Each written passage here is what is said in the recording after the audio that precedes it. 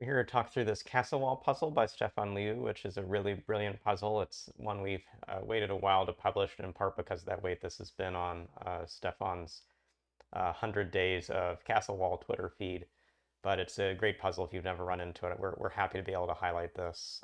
Really interesting pattern in the clue blocks. These 2x2 black squares mean every one of these clue blocks is outside of the loop. And that means there's a meta constraint in this loop, which is we can't just have one loop end here. Like that would have an outside and an inside of the loop problem. We'll always have to have two loop ends coming through these spaces. So if we're splitting black into white inside into black outside, this is how that goes. And that sense that the loop is going to have a too wide travel most of the grid is going to be a key thing as we work through the solve. Another thing is probably going to pop up as we look at some of these specific clues. So these clues that point at each other, these are the only clues I think I see that point at each other. Two to the right, one to the left means there's one more line segment on the right, and there's going to have to be one in the middle for these counts to make sense. Again, that these two loop ends work together. This is a case where these can't come down, and so I can actually, if I mark these in colors, here's the tension for the whole puzzle. We have a bit of loop in green, and a bit of loop in blue, and they're going to have to come back together eventually. But at the start where these are right together, they are very much dodging each other as they come out. I think one place to maybe look is this two down clue. So notice a situation like this. If I mark these as the two down ends, then whether these come left or these come right, they don't give any escape for this blue loop piece to get further out into the grid. So the blue loop would be isolated in this corner.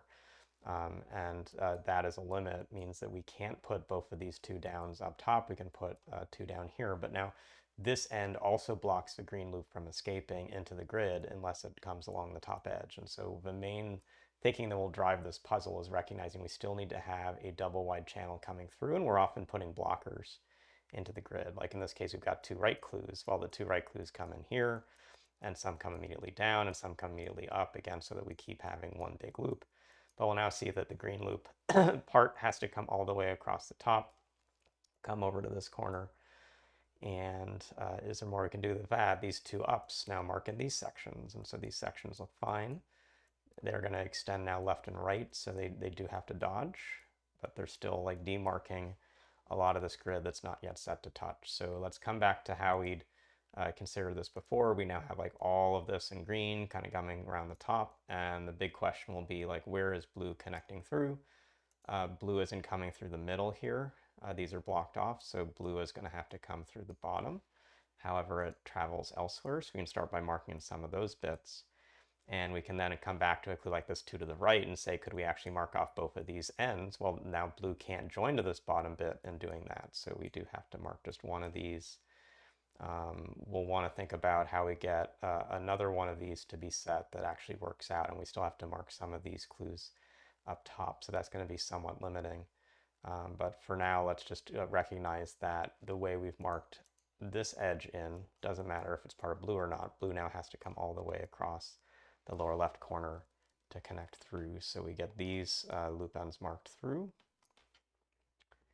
and can now come back to maybe looking at this two right clue and say, could we do something here? If we do something here, these ends, let's go to another color. Red now has nowhere to get out to the grid. It can't join to green, it can't join to blue. It's going to get trapped here and trapped here. And so this is again a place where if we look ahead and how the loop is going to work, we have to leave this channel open for these loop ends to work.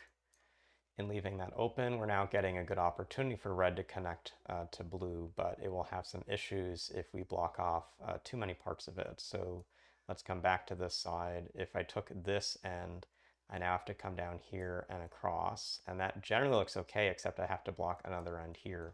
So notice if I take the inside, I block the inside as well. That's not going to work. So it looks more likely that I block the outside, I get the inside path, and I block the outside again. So blocking two outsides, which turn in, is fine. Blocking two insides is not, but that's giving me these sections. Blue is now joined to red. That looks fine. I still have a one down clue I haven't fulfilled, so that gives this cornering. I have a one right clue I haven't fulfilled, so that gives this cornering. So we mark these in. I haven't actually made these two right clues fulfilled until I mark these in. And now we're going to see we've got most of the loop. We still have to get blue of green. That's coming up the leftmost channel. And these ends coming together. So a really brilliant and different kind of castle wall solve. Like for all the ways it uses general castle wall clues, the geometry of these 2x2 blocks with the 2x2 hallways really makes this black window puzzle stand out as a masterpiece. So thanks for watching this video, and thanks very much, Stefan, for letting us highlight this puzzle again. It's a pleasure to see some of the stuff you've done with Castle Wall, and look forward to seeing more puzzles from you in the future. Thanks. We'll see you again soon.